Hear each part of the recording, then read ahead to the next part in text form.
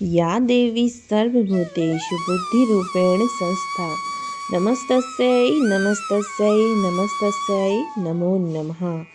नमस्ते दोस्तों, मैं श्वेता स्वागत करती हूँ आप सभी का आपके अपने चैनल कथा और भक्ति में।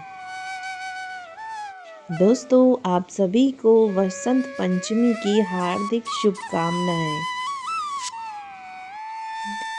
माँ सरस्वती के चरणों में बसा सुख, जीवन के हर मोड़ पर मिले आशीर्वाद, वीणा पाणी के संगीत में बसी है विद्या, माँ के चरणों में ही हो रही हर परेशानी का समाधान।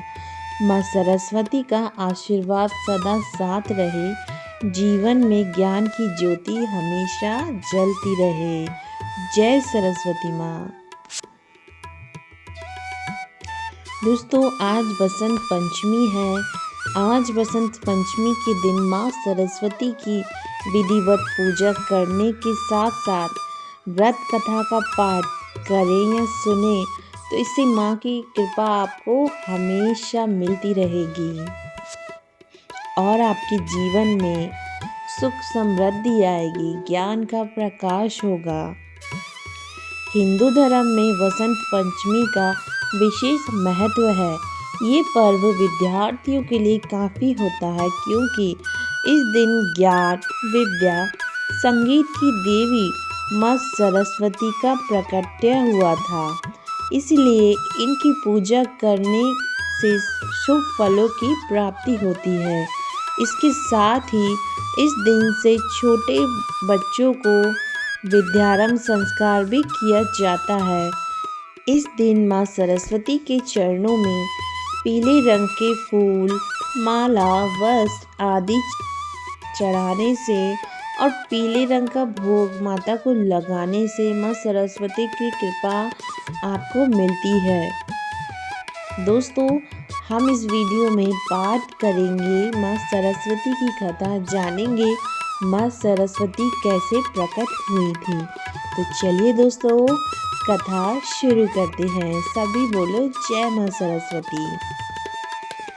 देवी भगवती पुराण के अनुसार सृष्टि के आरंभ में त्रिदेव ब्रह्मा, विष्णु और महेश ने मनुष्य जाति का अवतरण किया, लेकिन त्रिदेव अपनी इस सृजन से संतुष्ट नहीं हुए।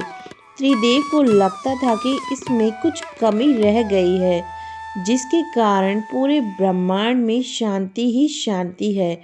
ऐसे में ब्रह्मा जी ने भगवान विष्णु और शिव से अनुमति लेकर अपने कमंडल से जल लेकर वेदों मंत्रों का उच्चारण करते हुए छिड़का, जिससे एक अद्भुत शक्ति का प्रादुर्भाव हुआ।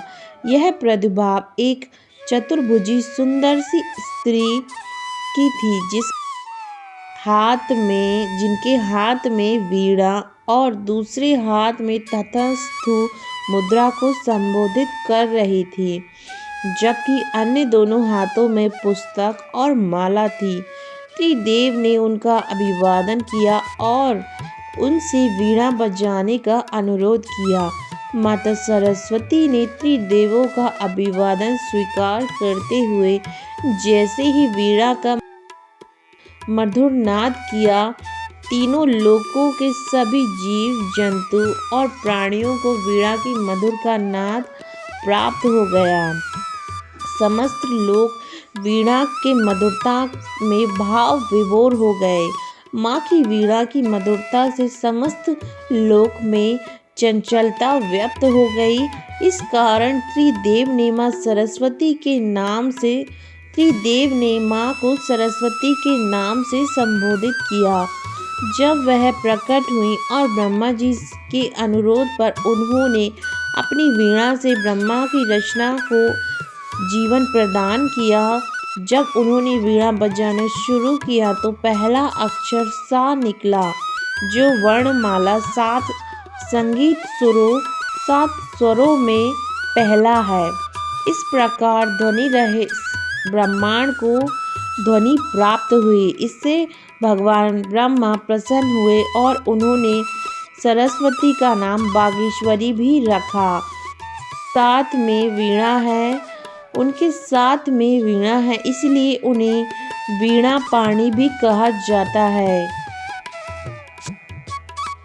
भगवान ब्रह्मा जी की आज्ञा का पालन करते हुए माँ सरस्वती ने समस्त संसार को वाणी प्रदान की, जिसके बाद से मनुष्य एक दूसरे के विचारों को समझने लगे।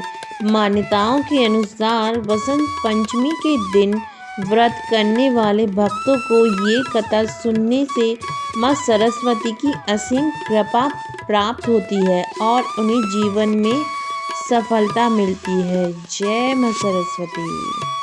धन्यवाद दोस्तों कथा सुनने के लिए। ये थी माँ सरस्वती की कथा। माँ सरस्वती